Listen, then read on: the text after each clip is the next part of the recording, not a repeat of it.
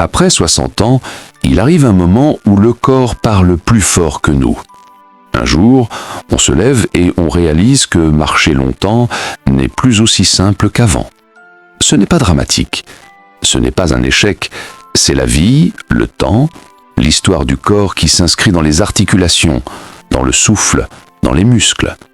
Pour certains, ce sont les genoux qui tirent, pour d'autres, ce sont les hanches qui grincent. Parfois, c'est juste la fatigue, la perte d'équilibre ou la peur de tomber. Mais voilà le vrai problème.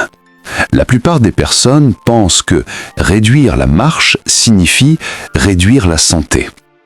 Elles pensent que si elles marchent moins, elles vont forcément perdre leur force, leur énergie, leur autonomie. C'est faux. Le corps humain a une intelligence incroyable. Il peut s'adapter, se renforcer, se régénérer, à condition qu'on lui propose les bons mouvements. Et aujourd'hui, je vais te dévoiler 8 choses puissantes que tu peux faire à la place de la marche. 8 gestes simples, doux, accessibles à tous, même si tu souffres de douleurs, d'essoufflement, de fatigue ou de manque de mobilité. Certains de ces gestes renforcent même plus que la marche. Et le 8e est celui qui pourrait réellement changer ta vitalité quotidienne. Mais avant qu'on commence, abonne-toi à la chaîne si ce n'est pas encore fait, ça fait tellement plaisir de vous voir nombreux. 1. La marche statique. Un secret que personne n'enseigne. Quand on ne peut plus marcher longtemps, on croit que tout est perdu. Mais il existe une technique incroyable, la marche statique. Comment ça fonctionne ? Tu restes debout, les mains posées sur une chaise ou un meuble, et tu lèves un genou après l'autre doucement, comme si tu marchais sur place, mais sans avancer. Ce mouvement active les muscles des cuisses, la circulation, la respiration profonde et la stabilité lombaire. C'est un mouvement sans impact, parfait pour les genoux et les hanches. Certaines personnes qui n'arrivaient plus à marcher plus de 5 minutes ont retrouvé leur endurance en commençant par 30 secondes de marche statique par jour. Progressivement, on passe de 30 secondes à 1 minute, puis à 2, puis à 5. Ce n'est pas la distance qui compte, c'est le réveil musculaire. La marche statique apprend encore à ne plus s'effondrer sous son propre poids. 2.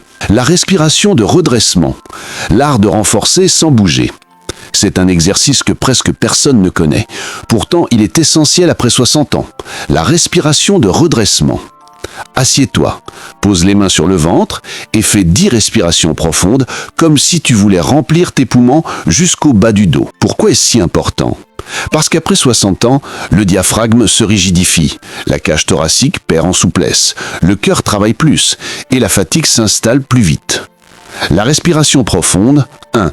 Améliore l'oxygène dans le sang. 2. Renforce la posture. 3. Redonne de l'énergie. 4. Réduit la pression sur les articulations. C'est un massage interne qui redonne de la vie à tout le corps. Et le plus beau, tu peux le faire n'importe où, même alité. Chers frères et sœurs qui regardent cette vidéo, je veux juste vous rappeler d'appuyer sur le bouton « J'aime la vidéo » si elle vous est apportée éducatif. 3. La montée assise, le mouvement le plus important après 60 ans. Le mouvement qui prédit le mieux la longévité après 60 ans, ce n'est pas la marche, c'est la capacité à se lever et s'asseoir sans les mains. Pourquoi ?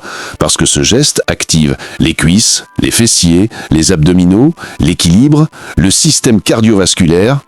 C'est un exercice complet, simple, mais extrêmement puissant. Commence par 5 répétitions par jour, puis 10, puis 15. Si tu veux vieillir longtemps, debout, solide, stable, alors ce mouvement doit rester dans ta vie. Il est 1000 fois plus efficace qu'une marche douloureuse. 4. Le verre d'eau debout. Le rituel qui protège les articulations.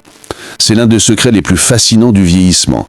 Les articulations, les disques, les tendons, tout ce qui te permet de marcher fonctionne comme des éponges. Quand tu manques d'eau, ces éponges deviennent sèches, dures, fragiles. Et résultat, douleur, raideur, perte de mobilité. Voici la règle simple. Chaque verre d'eau bu en position debout active immédiatement la circulation dans les jambes. Pourquoi debout ?